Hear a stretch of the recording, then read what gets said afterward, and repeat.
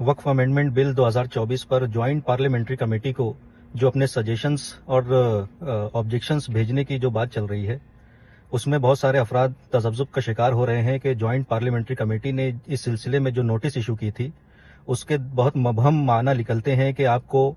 अपने जो सजेशंस और ऑब्जेक्शंस हैं वो रिटर्न फॉर्म में भी भेजना है और वही कॉपी आपको ईमेल के जरिए भी भेजना है। अब इस सिलसिले में ये बात आ रही है कि क्योंकि नोटिस जो है वो बहुत जुमानी है, तो अब इस सिलसिले में क्या करना चाहिए। तो इस सिलसिले में बेहतर तो यही है कि जो सिलसिला जारी है उसे रोका ना जाए, बल्कि उसे जारी रखा जाए। जो अफराद हार्ड कॉपी भेज रहे हैं वो हार्ड कॉपी भेजें और जो ईमेल के जरिए भेज रहे हैं वो ईमेल को भेजना भी जारी रखें।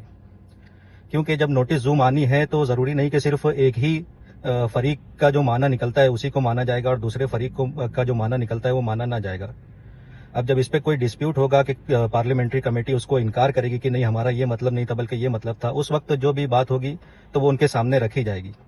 क्योंकि किसी भी चीज़ का कानूनी तौर पर किसी चीज़ की नोटिस देना या इत्तला देने का ये मतलब नहीं होता कि आपको इस जरिए से भी बजरिया ईमेल भी उस शख्स को इत्तला देना है, बजरिया पोस्ट से भी उस शख्स को इत्तला देना है या किसी और जरिए से भी उसको इत्तला देना है। किसी एक भी जरिए से अगर वो चीज़ किसी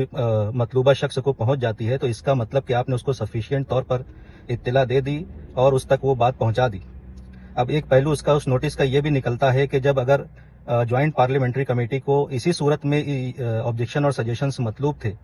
कि रिटर्न फॉर्मेट में भी देना है और ईमेल के जरिए भी वही चीज़ उन तक पहुंचनी चाहिए, तो उस नोटिस में एक और बात शामिल होनी चाहिए थी कि अगर इस तरह से जो लोग ना करें और सिर्फ ईमेल भेजें या सिर्फ रिटर्न फॉर्म में पोस्ट के जरिए भेजें तो उनके ऑब्जेक्शन और सजेशंस को हम कबूल नहीं करेंगे। इस तरह का कोई केविएट उस नोटिस में नहीं है, इसलिए इस तजब्जुब का शिकार ना हो और वह अपनी कोशिशों को जारी रखें और उसको मुलतवी ना करें सिर्फ ये सोच करके इस चीज़ का ये मतलब भी हो सकता है और वो मतलब भी हो सकता है। जब अगर दोनों फरीक के लिए उस चीज़ का इंटरप्रिटेशन ओपन है तो आप अपनी कोशिशों को जारी रखें। जेपीसी के इनकार करने की सूरत में उस ताल्लुक से किसी जो भी उसका सही फोरम होगा उस पर बात की जाएगी और उस चीज़ को हल किया जाएगा। लेकिन इस वक्त क्योंकि वक्त बहुत कम है और इतने शॉर्ट वक्त में पैन इंडिया पोस्ट के जरिए से इतने हजार सजेशंस और ऑब्जेक्शन जो है वो कमेटी को भेजना या उन तक पहुंचना ये मुमकिन नजर नहीं आता। इसलिए जो है अपने ईमेल के जरिए जो अफराद भेज रहे हैं वो उस चीज़ को जारी रखें और बाकी तजब्जुब का शिकार ना हो।